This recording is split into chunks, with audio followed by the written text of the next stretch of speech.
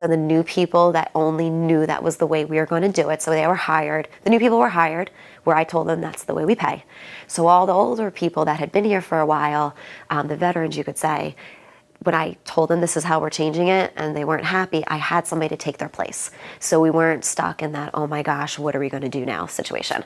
That's huge. I mean, and every year going to make a change, you have to be prepared to fill that person's spot if they're not happy with it. So that was probably guidance that Bob gave us that was wonderful, because we would have been in a bad situation if we didn't do that. The thing I liked about working with Bob is Bob really understands the industry. He understands the sales part, he understands the builder's part, he understands the finance part, he understands what it feels like to have the bank call you every day.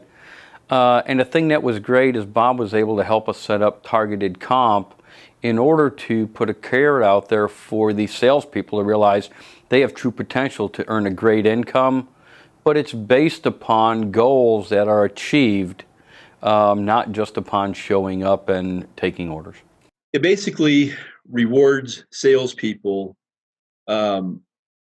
more as they go along. In other words, there's sort of a base level of compensation, but then as the salesperson sells more, the builder becomes more profitable, and then the builder can share some of that profit back with the sales staff.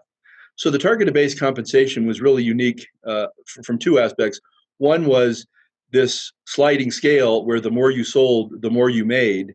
The second aspect of it was there was a bonus program that was part of the targeted-based compensation, and people really had to stick around in order to get the bonus.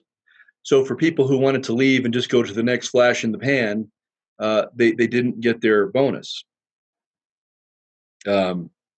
It really did create a retention environment where we kept a lot of those salespeople who were good salespeople, and we would have hated to see them go to the competition. But it allowed us to compensate them in a more fair manner based on their production, and it helped retain them with our organization as opposed to them sort of hopping around from builder to builder to builder. I think probably one of the most important things about Bob is he understands the spirit of the entrepreneurship of a builder. And he understands the difficulties that we all face. They're inherent to our business.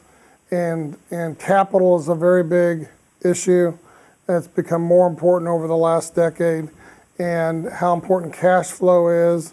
And he was the one that helped us understand how important it was to bring your sales team on board with being compensated relative to profitability as opposed to just a flat commission, because it's all too easy for a salesperson to make a pretty good living in that particular neighborhood not be as profitable as it could be. So when you bring the salesperson in, as he taught us, into that thinking, and you compensate them in that fashion, then it's a win-win and everyone's aligned.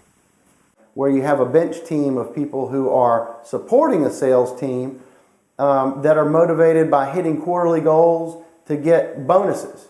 So you sort of have a whole new dynamic when you go to targeted compensation in a sales associate program, and Bob shows you how to do it step by step.